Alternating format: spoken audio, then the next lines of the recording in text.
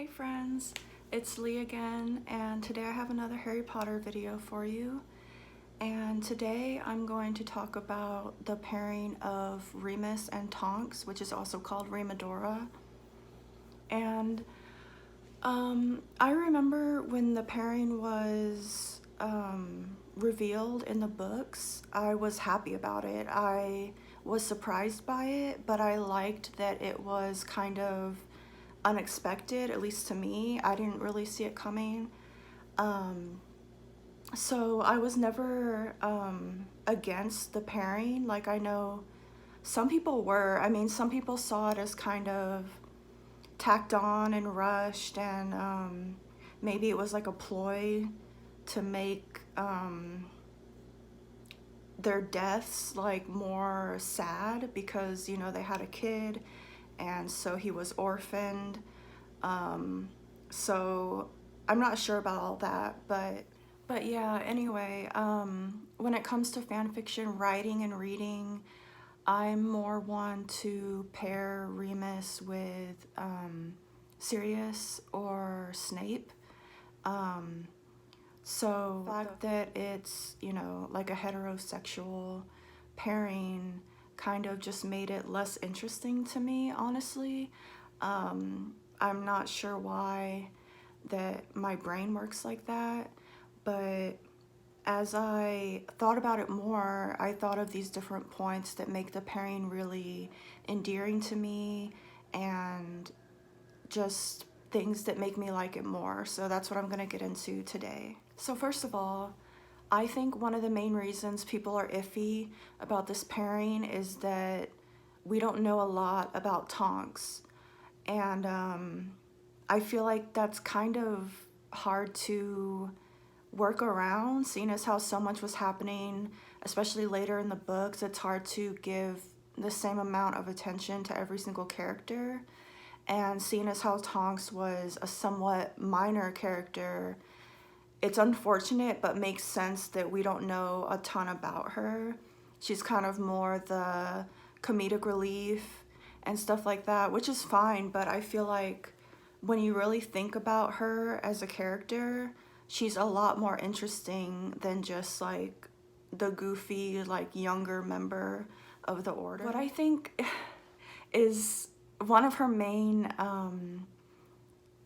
attributes that I personally didn't think that much about is that she's 20 years old and she's an Auror. Auror? An Auror. That's hard to say. Oh God. Anyway, so I feel like just that by itself means that she's a lot more tough and intelligent and brave than we kind of give her credit for. And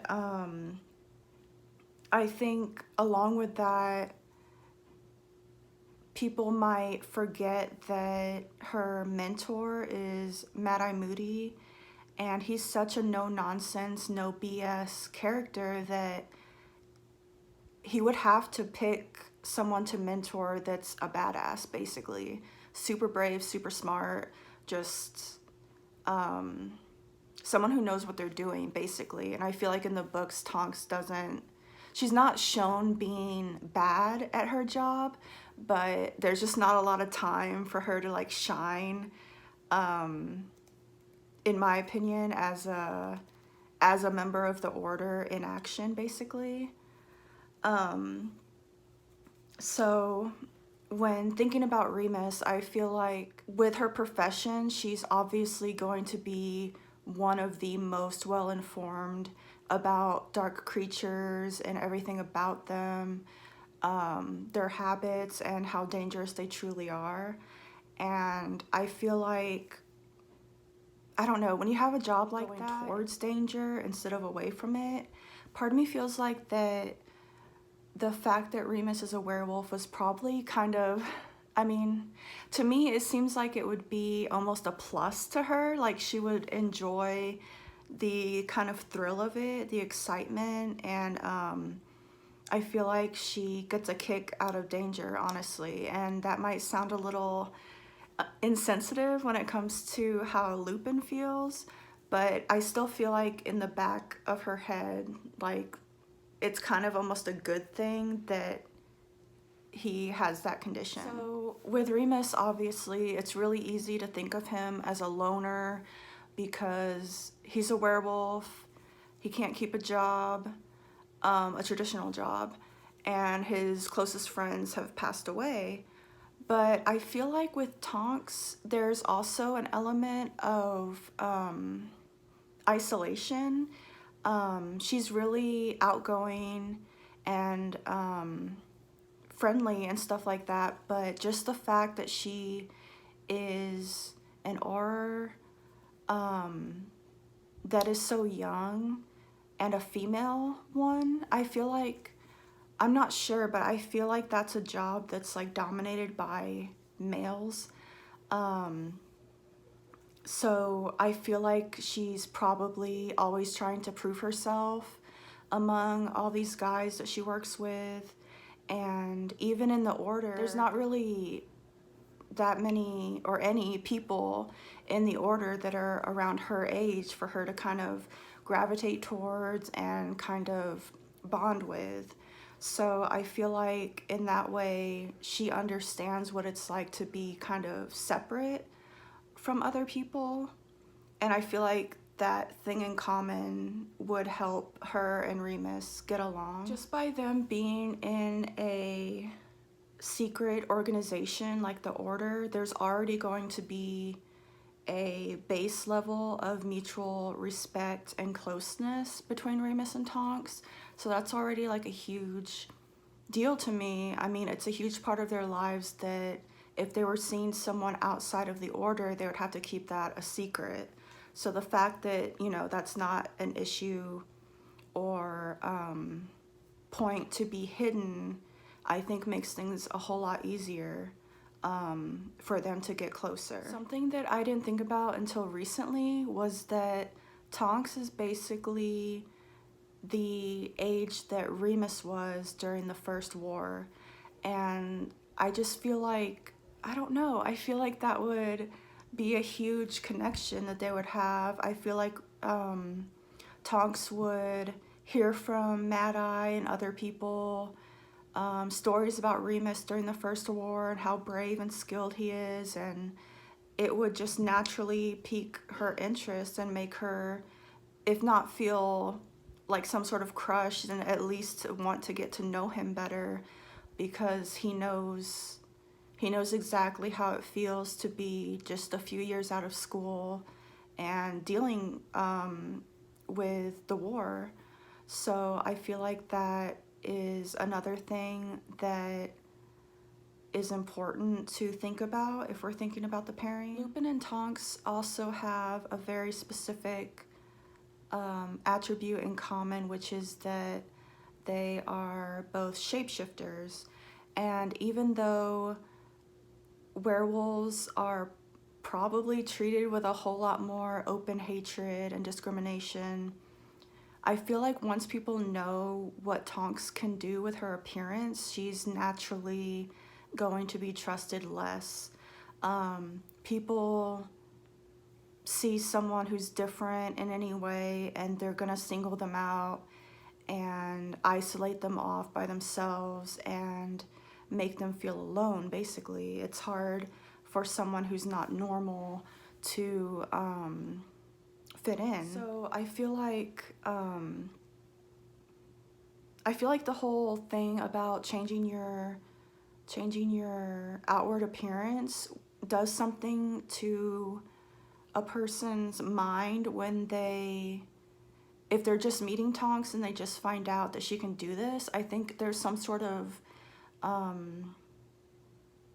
connection that the mind makes, even though it doesn't really make total sense, that because she can fake her looks, she also probably fakes her personality regularly. So I feel like there's this mistrust that would come into people's minds when they're interacting with her, because if you don't know what she looks like, how are you gonna know how she really feels or thinks? So when it comes to the age difference, I actually think that that works in favor of the relationship, just because people who are younger tend to adhere less to conventions about what love is and who you can love and stuff like that. So I feel like with Tonks being so young, she's more apt to just kind of ignore things that might seem a little strange, like the age difference. I think it's, oh man, I can't remember. I think it might be 12 years difference. I'm not sure. Something like that. And, you know, it's kind of in her blood to follow her heart and go against the norm when it comes to love, because her mom went against the black family way of doing things when she went and married a muggle born. I mean, I like the thought of kind of carrying on that tradition, and that you're gonna follow your heart whether like people like it or not.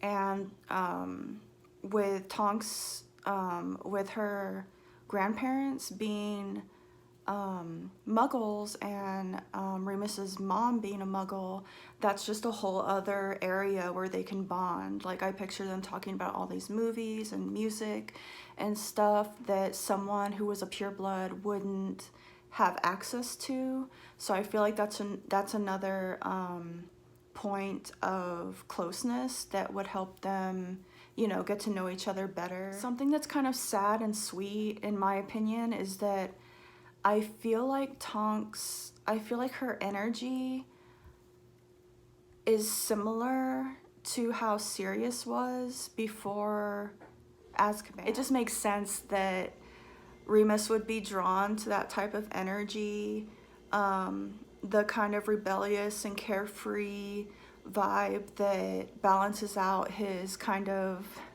his like melancholy and cautiousness. So, as the title says, I was just going to kind of insert my headcanon here. In my mind, I don't know who watches this that's not into fanfiction and stuff like that, but a headcanon is basically what you like to imagine being true about characters in your favorite book or show or movie or whatever. So in my headcanon with Remus, I feel like I don't know why this is embarrassing, but I feel like he was attracted to Sirius. And in my head, I'm not sure. I feel like maybe they flirted, at least flirted. Maybe they did more than that. I'm not sure, but in my headcanon, Remus is bisexual. The other part of that is that I see Tonks as being gender queer or gender fluid, going by a gender neutral last name and wearing short hair and just, you know, being an auror. You know, it's like a man's world or whatever, and she's in there with them and stuff like that. So in my headcanon, when Remus and Tonks are together, she depending on the mood, she sometimes would change parts of her body besides her face, so that Remus and her can be together in that way. So that might be a little strange to say, but that's just how I like to think of them. So there's that. So one of the last things is I really like the idea of Tonks as a member of the Black family, getting with a werewolf who is also a half-blood.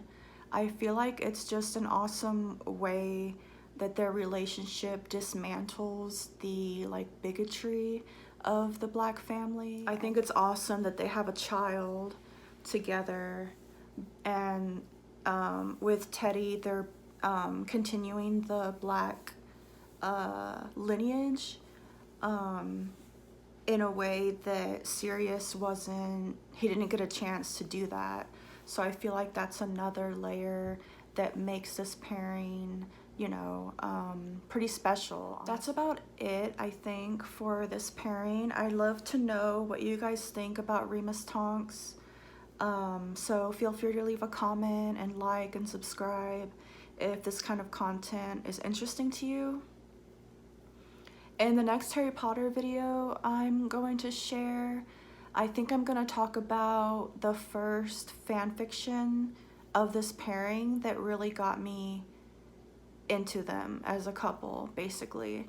It's the first story that I remember reading that was just really well done. So I'm going to talk about that in the next Harry Potter video. I hope your day has been awesome, and I hope tomorrow is even better. Bye!